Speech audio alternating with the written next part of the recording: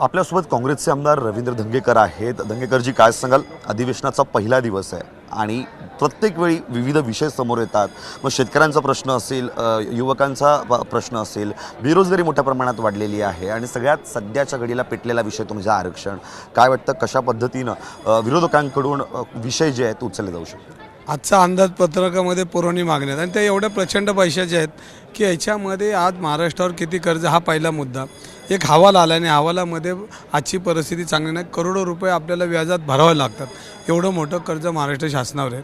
आणि ह्या पुरवण्या मागण्यातनं फक्त असं आहे की स्वतःच्या मतदारसंघात साताऱ्यांच्या हे पैसे न्यायचेत आणि जनतेला, महाराष्ट्राच्या जनतेला काही मिळणार नाही। याच्यामध्ये आज शेतकऱ्यांच्या महाराष्ट्रामध्ये दुष्काळ परिस्थिती निर्माण झाली, शेतकऱ्यांना पैसे द्यायला ह्यांच्याकडे नाही, नुसते घोषणा होतात आणि या घोषणाबाज सरकारला आता योग्य वेळ जागेवर आणण्याची वेळ आलेली आहे। आणि ह्याच्यामध्ये आज मराठा आरक्षणाचा जो विषय चाललेला आहे, जरांगे पाटलांचा आंदोलन जो लाठीचार्ज झाला आणि मराठा समाज उफाळून आला, ह्याची पूर्णपणे जबाबदारी ह्या सरकारची।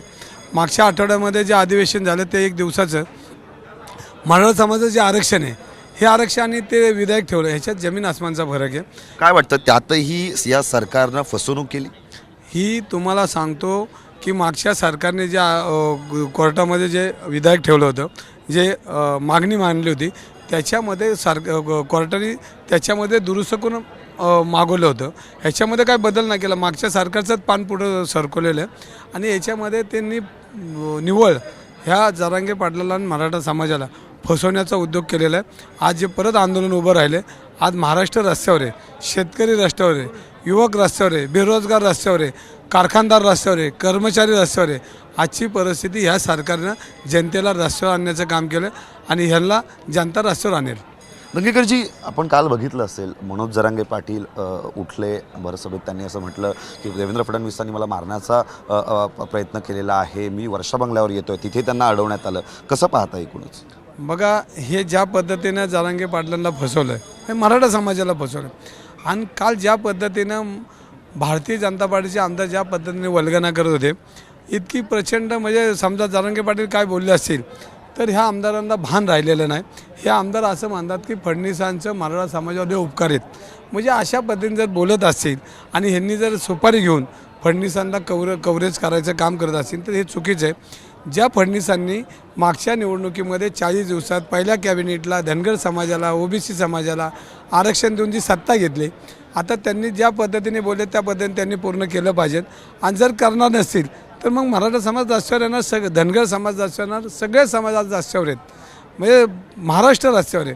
अशी परिस्थिती ह्या फडणवीस आणि शिंदे सरकारने आणलेली आणि त्यामुळे लोक आता त्यांना रस्त्यावर आणतील।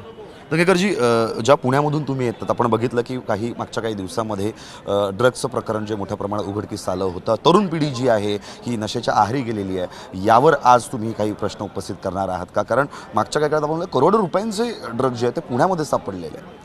ललित पाटीलला ज्या पद्धतीनं ससून हॉस्पिटलमध्ये अंमली पदार्थ विकताना पकडलं आणि त्याला ज्या पद्धतीनं पंचतारीख सेवा संजीव ठाकूरांनी दिली आणि पुणे पोलिसांनी त्याचा अहवाल मुख्यमंत्र्यांनी पाठवला की आम्हाला संजीव ठाकूरला अटक करायची।